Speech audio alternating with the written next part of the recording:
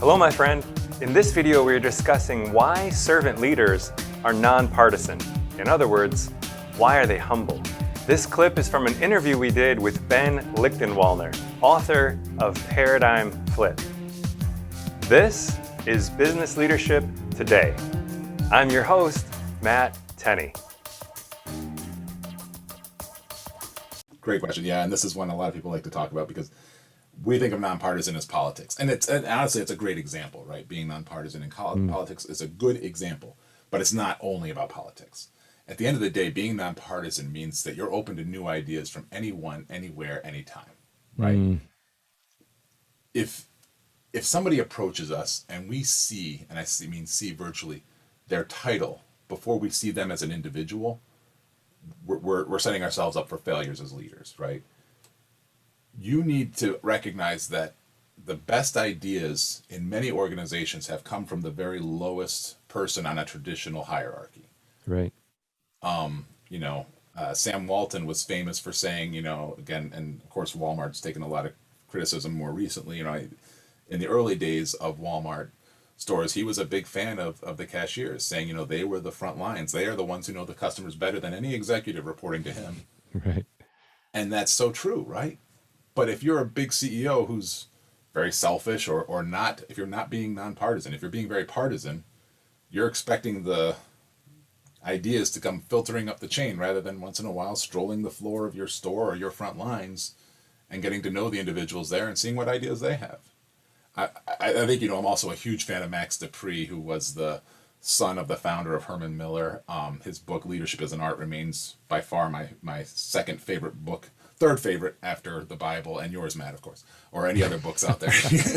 But at the end of the day, he would say, and of course I lost it, but he was a big fan of making sure, the janitor story. His story that he told was that a janitor is not the right person to make a decision on whether or not the company has a stock split, right? Right.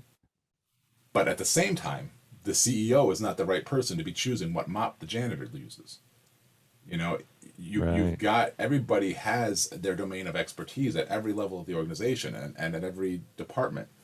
The Robert Greenleaf, of course, classic servant leadership. He's the guy who coined the term, and he used a Latin phrase. I think it was Paris inter pares. I'm gonna get the Latin wrong, but it means first among equals, and I love that perception. That is what a leader should perceive them as. They may be the first among the equals for a particular topic, but if I'm sitting down in a room, my background is mostly technology and people leadership. If I'm sitting down with a stockbroker who I'm paying, for his services, or I'm trusting his advice. Just because I'm paying him doesn't mean that I make the decision or, that I suddenly have more knowledge by any means. No, he's the expert, right? And so that's what we have to realize being nonpartisan, is that anybody, anywhere, anytime can have a good idea that can drive the organization forward. And we have to be receptive to that. We hope you found this video valuable. If you did, please hit that like button so this video can help other people too. We love getting feedback, so please leave a comment below letting us know what you found most helpful in this video. If you'd like to listen to the entire 30-minute interview, please visit businessleadershiptoday.com.